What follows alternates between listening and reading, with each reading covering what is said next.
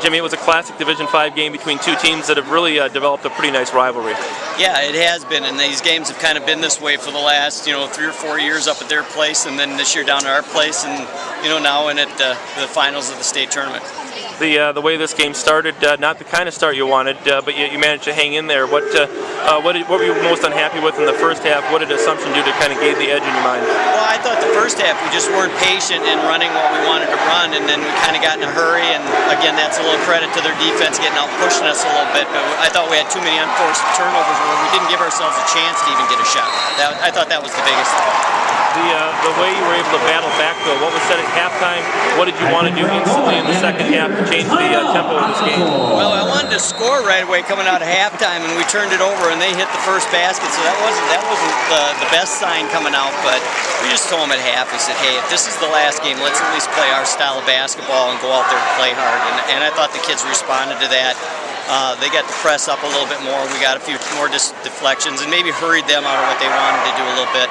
And we had some really good chances. The ball just didn't roll in for us, and a lot of that was just, some might have been a little bit of fatigue, and some might have been rushing a little bit because they worked so hard to get there. But they worked battle back to a tie, and if we had hit those 2 free throws, I think we would have went up 1 at one point. We used one, we missed one, and then made one to tie it.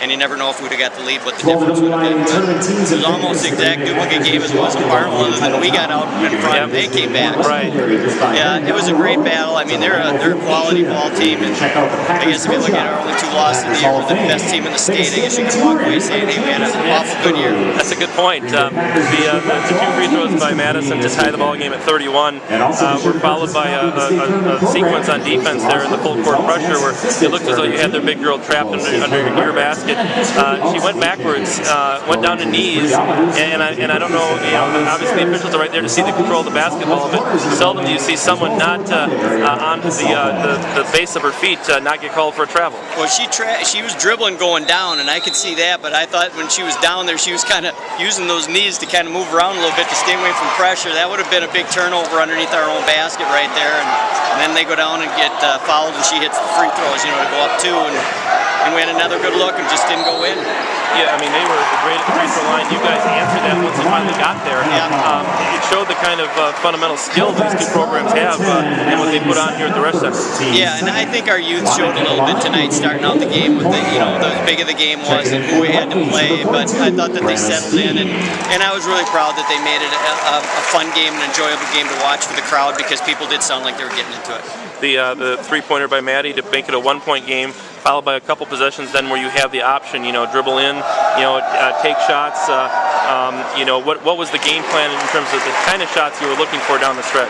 Well, we were looking to try to get something going to the basket a couple times with Rachel on some back screens, to have her go in, and they were really jamming her pretty hard. And then we ran a set for Hannah, and she had just a really nice square up look off the right wing that I would give her any day of the week, and it just glanced off the iron. That could have went in as easy as anything, and that would have tied the ball game at that point.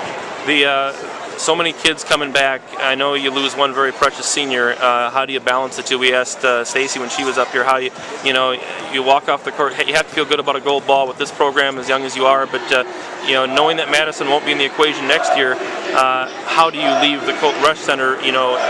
What's going through your mind as far as what you just accomplished? Well, I'm extremely proud of what we accomplished with this group, as young as they are, and only having one senior, because there's a lot of times you don't come to this point without having a lot of senior leadership. We only had one senior, but she gave us great senior leadership. And coming back next year, not having Maddie there, seems like she's been there forever for us.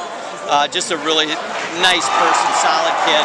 She's done everything we asked her to do on the basketball court, and you're right, we have a lot of young people coming back, and there's some good young kids coming up, so the program is stable, and I mean, there's a lot of great things that can come of it. But I told them in the locker room, I said, the only thing I'm going to say about this game is, if you thought you had to battle and be over Heritage, look what you're going to have to battle now, because these guys are going nowhere. Right. And, we got to get a lot better in certain areas to be able to compete with those guys. But right now, I think it's time to just kind of sit back and enjoy what they did, because I was very proud of them. I had a great time with this group this year. They're one of the more fun groups I've had over the years, and I was very excited what they accomplished. Last question, your overall impressions of the Resch Center on Championship Saturday with the 3 games going on here and the people filtering in. this place got pretty loud. It was great. It's a great atmosphere. I honestly cannot say one bad thing about it. It far outshines the Alliance Center. I mean, there's no comparison there. I mean, the Kohl Center is still the Kohl Center, but for the girls, this might be the best option that we have, and it's a great option in my opinion. I like it. All right, well, Jimmy Myers, congratulations.